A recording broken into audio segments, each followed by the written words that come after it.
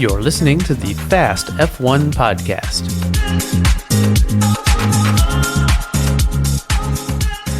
Hello and welcome to the Fast F1 Podcast with me, Danny Kane. And I'm Eddie Meteye-O'Kane.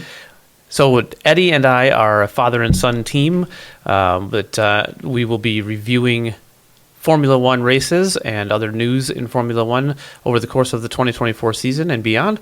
We're going to start out today with a review of the Bahrain Grand Prix, the first round of the season. Start out, though, we should talk a little bit about testing, the preseason testing.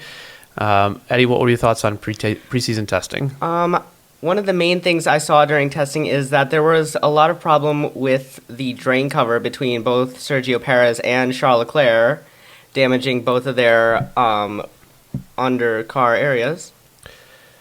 Yeah, and I don't know if you know this, Eddie, but actually Carlos Sainz was actually down, standing next to the track in that corner where the drain cover was, just before Charles Leclerc came through and hit the drain cover. Carlos Sainz had seen that it had become dislodged and was going over to a track marshal to tell the marshal, hey, you need to throw a yellow flag so that nobody hits that. And like right before he could tell the marshal that, his teammate, Leclerc, comes by and hits it and damages the car. Oh, really? Yeah. So that was unfortunate. So hard to tell from preseason testing where the cars were shaking out. You can never really tell from preseason testing, can you? No, you can't. But it did look like Red Bull was pretty dominant, didn't it? Yeah, it did. I definitely saw a lot of pretty good performance from the RB team as well. Daniel Ricciardo and Yuki Tsunoda putting in really good times during testing. Yeah, everybody seemed to be doing well in testing except for maybe Alpine. Yeah, that was a big surprise for me. And it did kind of feel like, Alpine might not be that good this year. And then the race really showed that was definitely the case. But we'll get into that in a minute. Yeah. So let's fast forward then a little bit to qualifying for the race itself. Qualifying happened on a Friday this time because the race was on Saturday. And I did figure out why that is. I'll tell you. It's Ramadan. Because of Ramadan in Saudi Arabia, right? Yep. So they need to have a week between races. And Ramadan being on Sunday, in Saudi Arabia, they have to have the race on Saturday. So the race for Bahrain had to be on Saturday so that there'd be a week in between races. Yes. Yeah. So anyway, qualifying happened on Friday. Max Verstappen took pole. Yeah, he did. That's very much not surprising. And it was also his 33rd pole, so that's very nice. Nico Why is that Hülkenberg, nice? Well, it's his original number, isn't it? Oh, his car number, 33? Yeah. Yeah, well, he's number one now, but... Well, yeah, but... but yes, his 33rd pole position. Have you checked that? I haven't actually checked if that number's right. I'm pretty sure it is. How many race wins does he have? Do you know? I think he now has 55. Oh wow, he's more than I thought. Yeah. Impressive. So yeah, Max Verstappen took pole, but his pole time. It was not too far off from the others. In Q3, he was only about 1 second behind Nico Hülkenberg, who was actually in 10th place at the end of qualifying. You mean ahead of him? Yeah. Right. Yeah, the times were really close in qualifying. I believe 2nd through 9th place were separated by just a little over half a second, I think, which is, that's amazing that the field's that close. But Verstappen was 0.2 ahead of Leclerc.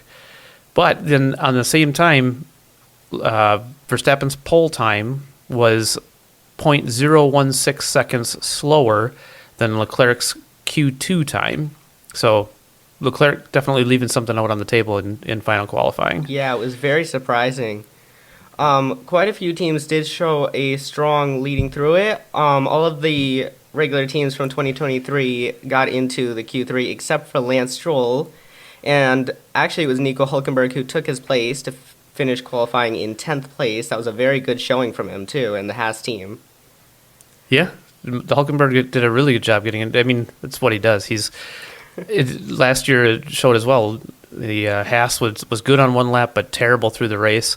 Hülkenberg, yet again, showing he's really good at qualifying. He get up into Q3 in a car that I don't think anybody expected to be any good. On the other hand, the Alpines, even worse than people thought they were going to be. Last year finishing 6th, now they're in dead last within multiple droppings. Yeah. It's not going good for them at all. First qualifying session, and they were 19th and 20th. I don't recall where they finished in the race, but, I mean, you never saw them on screen at all. They were just nowhere. Very anonymous the whole race.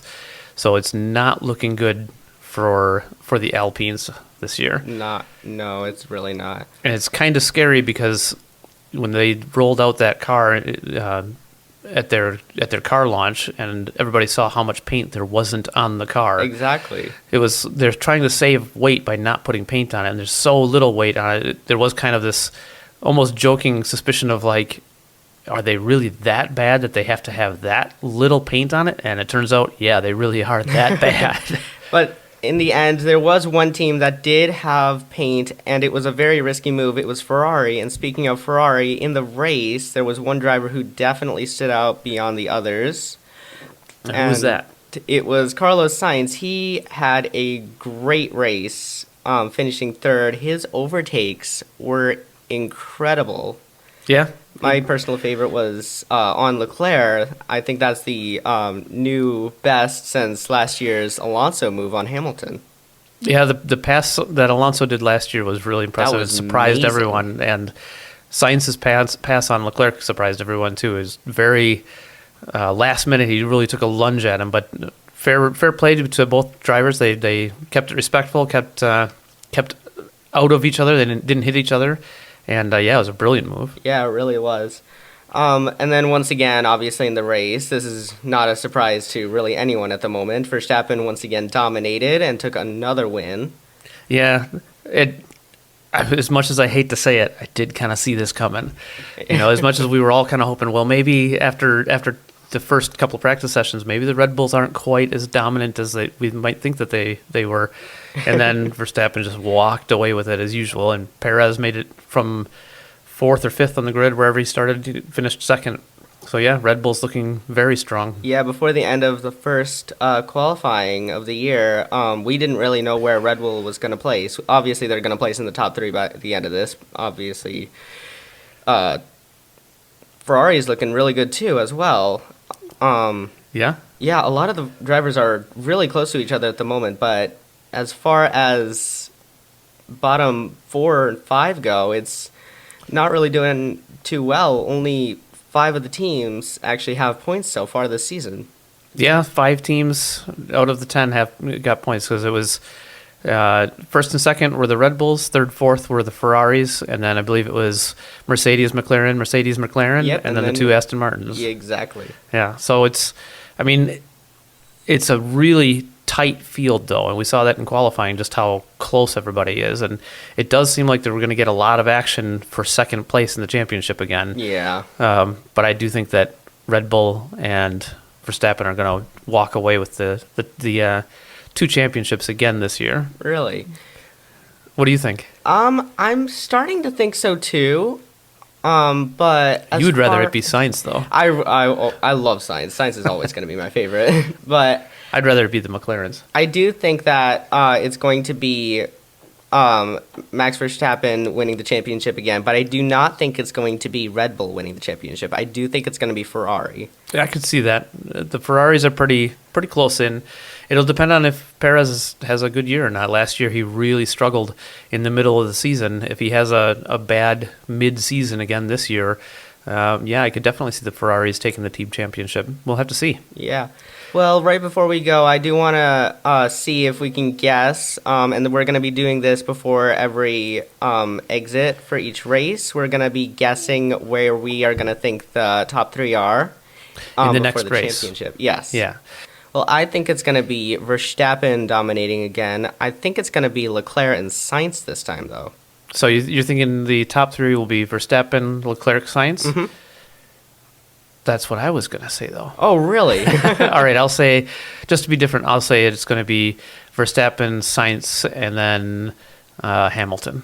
Hamilton, really? Yeah, I think Hamilton will have a recovery race. He didn't do real well at Bahrain, but I think that he'll come to the table a little more in Saudi Arabia. Yeah. His teammate, on the other hand, was really looking strong, George Russell. Yeah, actually, Russell did a really good job. He Just missed out on a podium. He finished fourth, didn't he? No, he didn't. He finished fifth. Leclerc finished fourth. But Russell was managing a technical issue for a lot of the race. He had something going on with his engine, I think. Yeah, I think he did. So too. I think all that being the case, he did a really good job to bring it home in fifth. So Yeah. All right, well, that's going to be it for our first episode. And thanks for listening. Like I said, this is the Fast F1 podcast with me, Danny Kane. And I'm Eddie Meteye-O'Kane. Thanks very much for listening, and we'll see you next time. Bye.